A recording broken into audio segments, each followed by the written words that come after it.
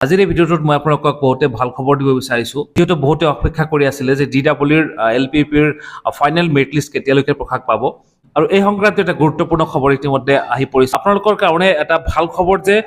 আজি প্ৰকাশ পাবলৈ গৈ আছে DWৰ LPPৰ ফাইনেল মেৰিট লিষ্ট আজি কেইটা বজাত প্ৰকাশ পাব আৰু কোনটো ৱেবছাইটৰ জৰিয়তে প্ৰকাশ পাব মই সকলো কথা আলোচনা কৰিম সো কাইণ্ডলি আপোনালোকে ভিডিঅ'টো প্ৰথমৰ পৰা শেষলৈকে চাই থাকিব ইতিমধ্যে আপোনালোকে জানে DWৰ ফিজিক্যাল ডকুমেন্ট ভেৰিফিকেশ্যন প্ৰক্ৰিয়া সমাপ্ত হৈ গৈছে আৰু অন্তিম পৰ্যায়ত আহি পৰিছে যিহেতু 25 মে দিনাখনত আপোনালোকক এপইণ্টমেণ্ট প্ৰদান কৰা হ'ব আৰু এই এপইণ্টমেণ্ট অনুষ্ঠানত উপস্থিত থাকিব ভাৰতৰ সন্মানীয় গৃহমন্ত্ৰী অমিত শ্বাহ ডাঙৰীয়াই সো LPPৰ যি ফাইনেল মেৰিট লিষ্ট এই বিষয়ে অলৰেডি খবৰ এটা আহি পৰিছে যে আজি ঘোষণা হ'বলৈ গৈ আছে LPPৰ ফাইনেল মেৰিট লিষ্ট এই সংক্ৰান্তীয় এটা গুৰুত্বপূৰ্ণ ইনফৰমেশ্যন ইতিমধ্যে জাৰি কৰিছে শিক্ষামন্ত্ৰী ডক্টৰ ranoj Pegu ডাঙৰীয়াই তেখেতৰ ফেচবুক পেজত এটা পোষ্ট কৰিছে ইতিমধ্যে আৰু মই আপোনালোকক সেই পোষ্টটো আপোনালোকক দেখুৱাবলৈ চেষ্টা কৰিছোঁ যে তেখেতে সেই পোষ্টৰ জৰিয়তে কি কথা উল্লেখ কৰিছিলে আৰু কেতিয়া বজাত ঘোষণা কৰা হ'ব LPPৰ ফাইনেল মেৰিট লিষ্ট সো বলক মই আপোনালোকক সেই পোষ্টটো প্ৰথমতে দেখুৱাই লৈছোঁ সো মই ইতিমধ্যে আহি পৰিছোঁ ranoj Pegu ডাঙৰীয়াৰ ফেচবুক পেজত আৰু পেজৰ অলপ যদি আপুনি স্ক্ৰল ডাউন কৰে ইয়াতে আপোনালোকে লক্ষ্য কৰিলে দেখা পাব যে ইয়াতে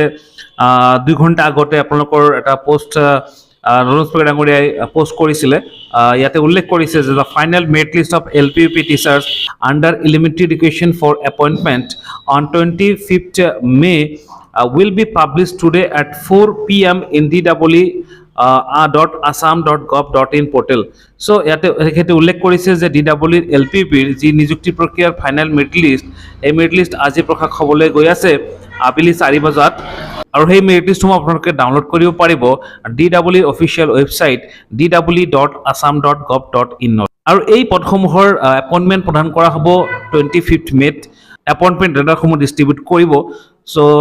আপোনালোকৰ কাৰণে সঁচাকৈ বহুতে ভাল খবৰ যে যিসকলে ইতিমধ্যে মেৰিট লিষ্টত নাম অন্তৰ্ভুক্ত কৰিব পাৰিছে সেইসকলৰ কাৰণে বহুতে ভাল খবৰ যে সিহঁতৰ চাকৰি কনফাৰ্ম হৈ গৈছে যিসকলে অলপ নম্বৰৰ কাৰণে মেধা তালিকাত নাম অন্তৰ্ভুক্ত কৰিব পৰা নাই সেইসকলৰ হয়তো এবাৰ চান্স আছে ফাইনেল মেৰিট লিষ্টত অলপ হ'লেও পাৰ্চেণ্টেজ কমাৰ বা কাট অফ কমাৰ সম্ভাৱনা আছে বুলি মই আগতে কৈছোঁ 1% লৈকে কিন্তু আশা কৰিব পাৰি কাট অফ কমিব বা 1.5 মেক্সিমাম কোন এখন জিলাত হ'ব পাৰে সো এইখিনি গুৰুত্বপূৰ্ণ ইনফৰমেশ্যন মই আপোনালোকৰ শ্বেয়াৰ কৰিলোঁ যদি ভিডিঅ'টো ভাল পাইছে ভিডিঅ'টো লাইক এটা কৰি দিব আৰু আগলৈকে এনেকুৱা ইনফৰমেটিভ ভিডিঅ' পোৱাৰ বাবে মোৰ চেনেলটো ছাবস্ক্ৰাইব কৰি দিব thank you so much for ৱাচিং